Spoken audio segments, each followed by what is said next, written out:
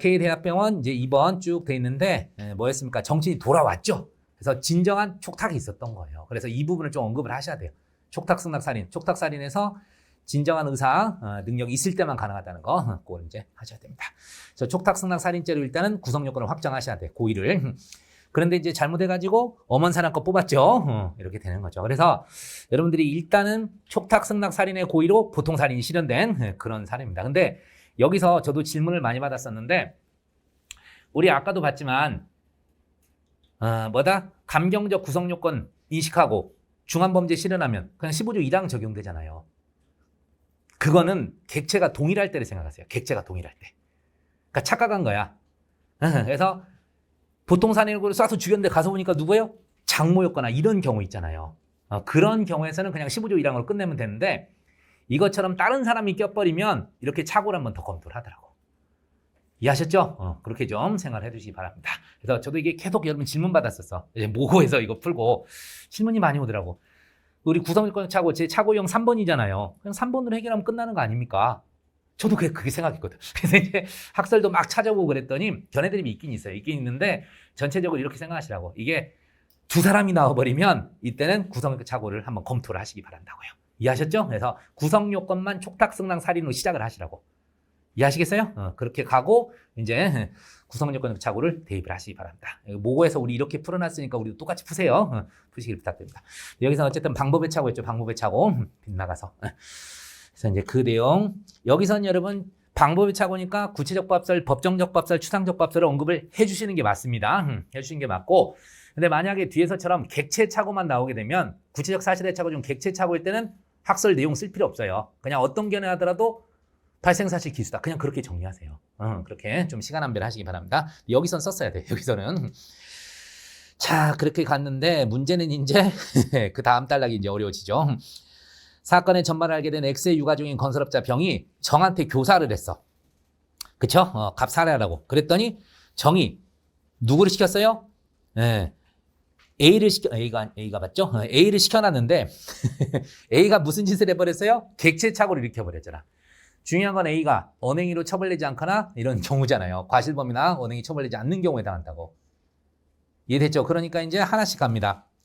정이 거꾸로 뭐가 되는 거죠? 살인죄 간접정범이 되는 사례죠. 그죠? 근데 문제는 이 피이용자의 객체 착오가 간접정범에는 어떤 착오가 되냐요? 똑같아요, 여러분. 피교사자의 객체 착오가 교사직이 어떤 착오냐랑 똑같은 거예요, 여기서. 당연히 방법의 착오로 끌고 가시면 됩니다. 방법의 착오로. 그래서 이제 학설에 따라 결론을 내리시고, 그럼 이제 또 교사한 병은 어떻게 되냐 이거죠. 병. 무조건 방법의 착오지, 얘는. 왜냐하면 금방 본 대로 정범정이 방법의 착오로 연결됐으니까. 그러니까 여기서 무조건 교사자 병에게도 방법의 착오가 되는 거예요.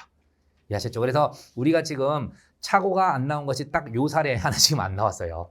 간접정범에서 피용자의 객체 착오. 그래서 피교사자 객체 착오 벌써 나왔었기 때문에 요걸 좀 대비하시면 좋겠습니다. 그리고 하나 더 얘기하면 우리 원자행 사례에서요. 우리 뭡니까? 구성요건 모델설 말고 책임 모델, 구성요건 모델설이지. 구성요건 모델설에 따르면 어떻게 될까요? 실행의 착수 시가 원인 설정행위잖아. 그래가지고 원인 설정행위 시에 이제 실행의 그러니까 착오가 일으키는 그건 이제 생각해 보세요. 다시 정리할게요. 갑이 원래 A를 죽이려고 마음을 먹고 술을 몽땅 먹었어. 그래가지고 실제 실행행위를 할 때 B를 A로 알고 죽였거든요. 자, 이게 무슨 착오가 될까요? 구성요건 모델설에 따르면. 제가 이것부터 얘기했어야 돼. 거꾸로 얘기했네. 다시요. 자, 갑이 처음에 맨정신일 때 A를 죽이려고 결의했어요.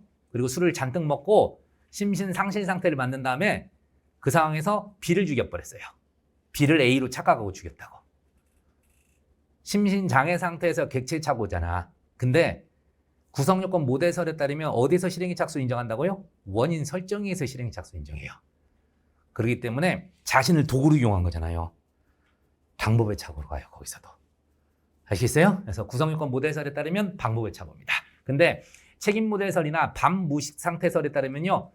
언제가 실행의 착수시죠? 심신장애 상태에서 실제 실행이시잖아. 그때 객체 착오였잖아. 그러니까 그냥 객체 착오예요, 거기서는. 그 부분을 마지막으로 이해해 두십시오. 그것까지 나오면 이제 대박이 되는 거야. 근데 그거는 조금 그래서 문제를 구성하지 않았고 일단 간접정오에서 피용자의 객체착오부터 됐으니까 이거 좀 잘 이해하시면 되겠습니다. 피교사자 객체착오 똑같아요. 그렇게 논리 푸시면 되겠습니다. 그렇게 하시면 되겠고 그 다음에 이제 마지막은 그냥 우리 부작위법 한번 써보라고 했던 거 행위정의 동가치성 부정하라 그런 내용입니다. 그래서 우리들 저기 이제 하여튼 제가 진정부작위법 쪽은 처음 나온 거라서 제가 같이 정리를 해드렸고 저기 우리 설문 2에서 가시면 여러분이 누락을 하지 말아야 될 게 로마자 2번에 1번 요거를 좀 잘 쓰셔야 돼요. 그냥 막바로 촉탁살인 뭐 이런 식으로 가면 안 된다니까 이 구성 요건을 확정을 해야 돼요. 그래서 자 뭐라고 되었습니까? 죽음의 의미를 이해할 수 있는 가치 판단 능력과 자유로운 의사결정 능력이 있어야 됩니다. 요 문구를 기억하세요. 그래서 조현병에 걸렸더라도 정신이 돌아온 상태에서 촉탁을 하는 바 유효한 촉탁이 있었다. 요거 안 쓰면은 점수를 많이 못 받습니다. 구성 요건 확정. 그럼 항상 어떤 착오가 갈 때 어떤 고의를 갖고 임했냐를 먼저 써야 되잖아요. 그렇기 때문에 요거가 먼저 필요한 거죠. 그래서 결국은 이제 써놨어요. 촉탁살인의 고의를 가지고 실행이 나왔으나 착오 X 산소호흡기 코드를 뽑아 X를 살해 결론적으로 중환범죄인 보통살해를 실행한 것이 되는데 15조 1항 얘기를 했어요. 그래서 일단은 촉탁, 승낙, 살인의 고의가 이제 확정이 되는 거예요. 그런데 이제 빗나갔으니까 어떻게 되는지 다시 한번 검토를 하게 되는 거예요.